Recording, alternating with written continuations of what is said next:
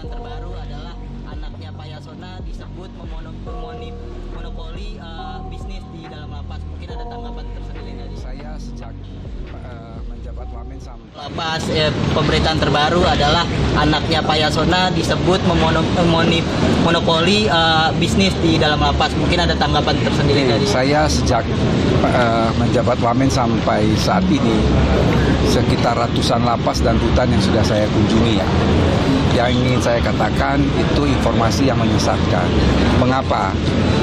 Tidak hanya Yayasan Jera yang ada di lapas, ada Yayasan Maharani, ada Yayasan Al-Isra Barakah, dan ada banyak yayasan lainnya. Dan yang dilakukan itu adalah kemitraan, bekerja sama, dan melakukan pembinaan dengan warga binaan, antara lain ada seni musik, ada seni lukis, kerajinan, dan lain sebagainya.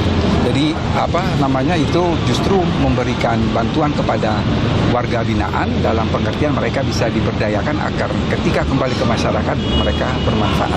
Jadi tidak hanya dimonopoli oleh Yayasan Jera saja tadi, dan tidak hanya 3 yayasan saya sebutkan, tapi banyak yayasan yang melakukan kemitraan dan pembinaan di lapas itu. Ya, artinya Kemenkumham membantah adanya keterlibatan anak Pak Menteri dengan bisnis narkoba di dalam lapas gitu, Pak.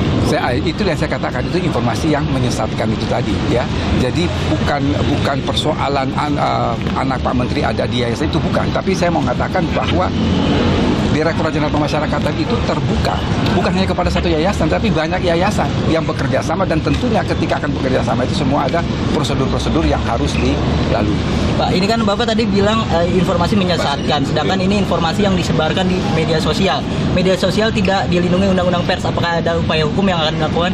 Begini, karena itu kan sifatnya adalah delik aduan, tentunya akan kembali kepada subjek hukum masing-masing ya.